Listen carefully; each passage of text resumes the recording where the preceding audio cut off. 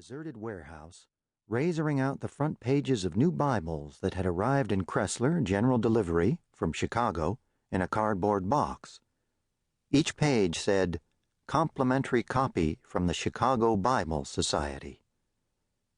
Henry looked at Mr. Clearwater's hands. They were clean. "What line of work you in?" "None of your goddamn business," thought Clearwater. "Car business," he said. He pulled out a pack of Luckies, shook up a couple. "Cigarette?" "Sure."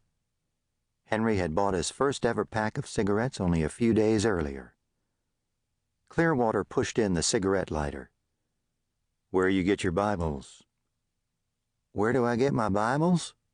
Henry looked at him. Could he know somehow? "That's kind of a long story." He did want to tell about it, this idea he got from the fiddle player at Indian Springs in Kressler. Instead of ordering Bibles and having to pay, why didn't he just go ahead and order a box from one of those places up north, or in Nashville, Tennessee, maybe, that gave away Bibles? Tell them he had a bunch of sinners to give them to, razor out the pages that said they're free, and sell them. The fiddle player said he'd had that idea when he thought about selling Bibles himself, but gave it up when his wife had twins and his mama died. Henry had wondered if he was kidding, but took the idea anyway.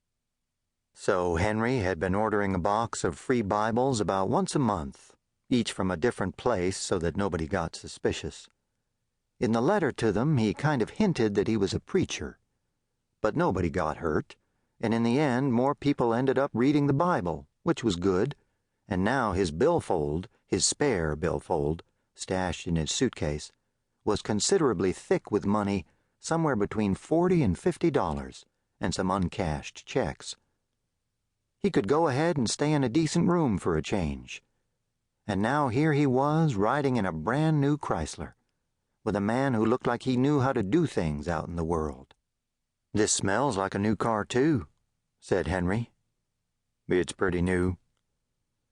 Henry noticed the ivory-looking knob on the end of the gear shift. He couldn't quite see the top speed on the speedometer. 6 or 8? He asked. 8. 135 horsepower. That's pretty good.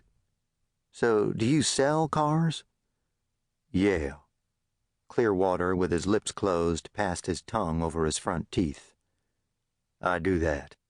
Henry figured he'd be quiet, give Mr. Clearwater a chance to kind of talk or not talk. He didn't want to chit-chat himself into getting dropped off somewhere. "Where are you from?" asked Clearwater. "Simmons, North Carolina. Down east." "Is that anywhere close to McNeil and Swan Island?" "About an hour or so. I went there a few times when I was growing up." "I know some people there. Mitchells." "I don't know any Mitchells down there. My uncle took us all there one time, me and my sister and aunt, to see this big dance hall that was one of the first places in North Carolina that used electricity fancy-like, that showed movies on a screen set up in the surf." "I heard about that." Clearwater's boss, Blinky, owned a warehouse in McNeil that held some stolen Army equipment. It was part of Blinky's Cover, a business called Johnson & Ball Construction and Industrial Machine Repair Company. The drive to Winston-Salem would take 3 or 4 hours.